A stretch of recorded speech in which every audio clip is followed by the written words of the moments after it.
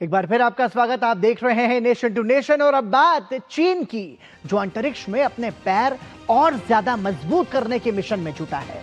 चीन पृथ्वी की कक्षा में स्थित अपने अंतरिक्ष स्टेशन का विस्तार करने की योजना बना रहा है, जिसका अभी से 2 गुने से भी अधिक जो है वो हो जाएगा उसका जो विस्तार है। यह कदम ऐसे समय सामने आया है जब अमेरिकी अंतरिक्ष एजेंसी नासा अंतर्राष्ट्रीय अंतरिक्ष स्टेशन को 2031 तक चरणबद्ध तरीके से बंद करने की योजना बना रही है।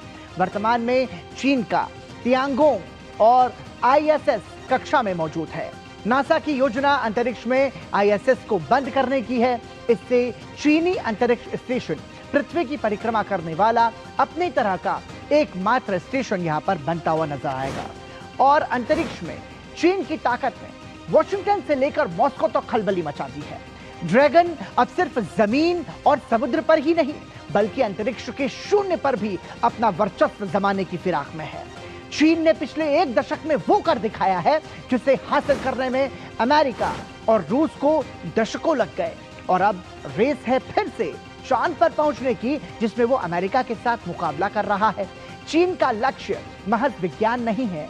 चीन अंतरिक्ष के संसाधनों जैसे हीलियम 3 और भविष्य के अंतरिक्ष अर्थव्यवस्था पर नियंत्रण चाहता है और इसके लिए तेजी से वो काम कर रहा है।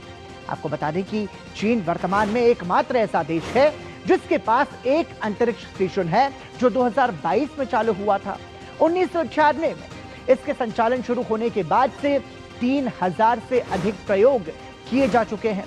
जानकारों का मानना है कि चीन का यह कदम उसने मून मिशन की, उसकी मून जो मिशन है उसकी महत्वपूर्ण कड़ी है। चीन का मून मिशन क्या है अब आपको बताते हैं। 2030 तक अपने अंतरिक्ष यात्रियों को चांद पर उतारने की तैयारी जो है वो चीन कर रहा है।